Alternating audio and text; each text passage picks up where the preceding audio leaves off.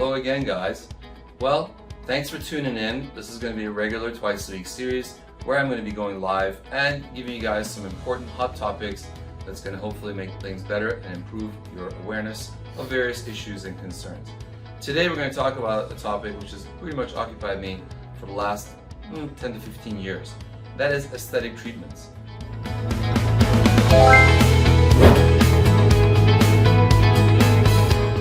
A lot of folks also include aesthetic treatments as part of their practice. A lot of physicians out there, you may know who you are. There's even some dentists I've even heard who are adding and incorporating aesthetic treatments into their practice. I like to break things down for people because they ask me, what do I need, doc? What do I need? What do I need? You know, if you make anything systematic and organized and disciplined, you can help avoid a lot of confusion. I generally don't like to throw the kitchen sink at people who are trying to rejuvenate themselves. What I want to do is be their partner in addressing specific things that age us, right? Makes sense. So, what ages us? What are the things that make you look older, and what are the things that take away from that youthful appearance? I'm going to break it down into 5 categories for you, so stay tuned, because the last one is, in my opinion, maybe the most important. However, you may have your own opinions, and I look forward to your comments. Feel free to chime in, and I look forward to be able to answer some of those as time permits. Okay, you guys?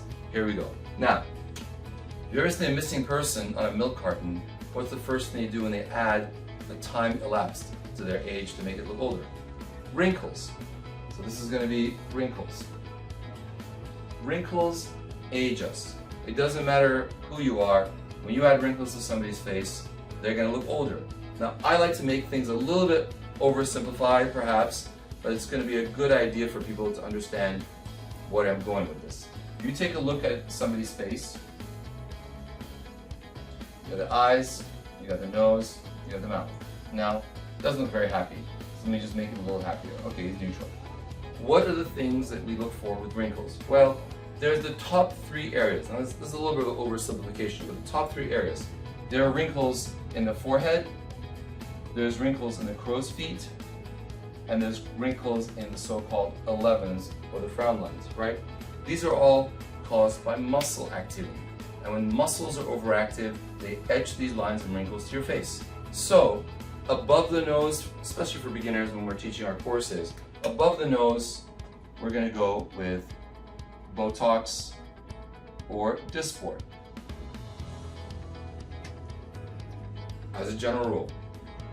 Below the nose, you're talking about things like smile lines, right? Marionette lines. And these are caused by volume loss. And these don't get treated with Botox. Botox just relaxes muscles.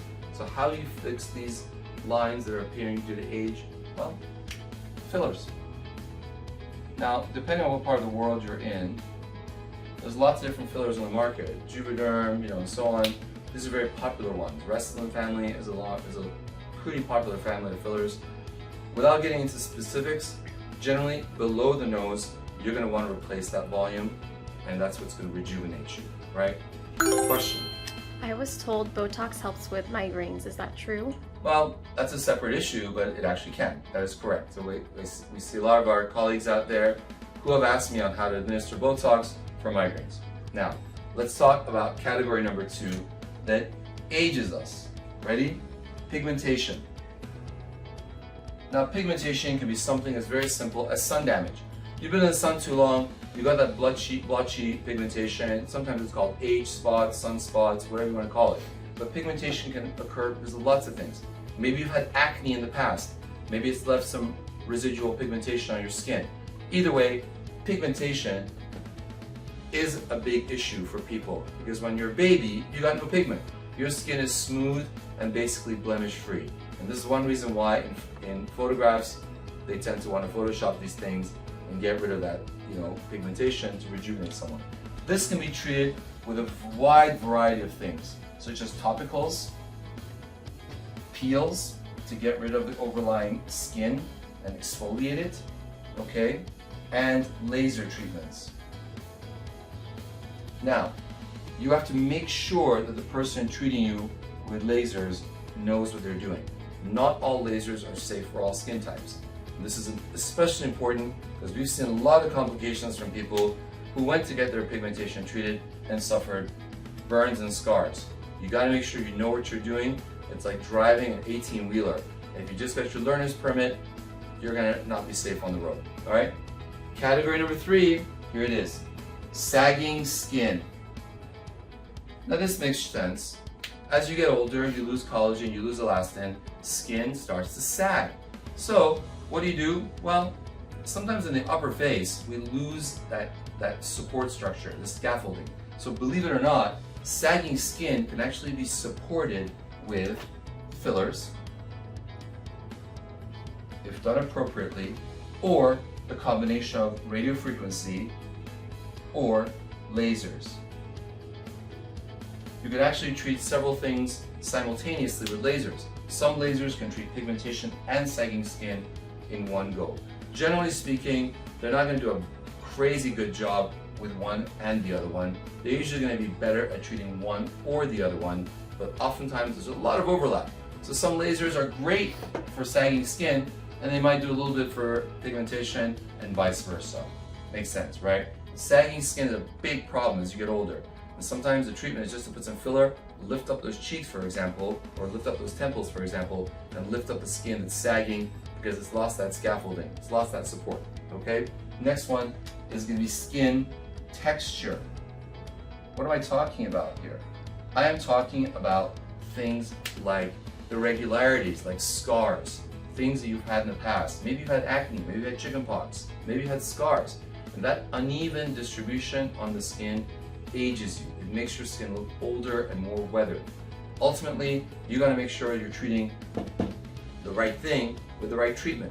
With texture, it's a little bit more tricky, but sometimes it's a very simple thing of using topicals, such as Retin-A. Takes a while, kind of a slow process, but it's good maintenance. Sometimes I use a chemical peel or a microdermabrasion to exfoliate the surface of the skin and make it look smoother. You can get instant results like this, right? Sometimes I use microneedling. Now in California, you gotta be a nurse to do this, but in a lot of other states, estheticians do this all the time. And then of course, finally, there is lasers. Lasers can resurface the skin, and of course, the right laser has to be chosen for the right skin type. This is important. I cannot emphasize to you enough how much damage I've seen of people going to the wrong place or places that are not really experienced. Finally, most importantly for most people, is the eyes. This is where you spend 80 to 90% of your time looking at somebody's face. You're looking in the eyes. You're looking at the eyes in photographs. They've done eye tracking. Eyes are a whole separate category, which I'm going to be talking about in another video, because there's so many things you can do for dark eye circles, baggy eyes, hollow eyes, drooping lids. I can't even get into all the things that we can get into. But this is going to be a topic of a future live, maybe even this week, so stay tuned, because I'm going to be covering this topic in extensive detail at the next go-round. Thank you guys so much for watching. I really appreciate your comments and your likes. Stay tuned for the next video. See you.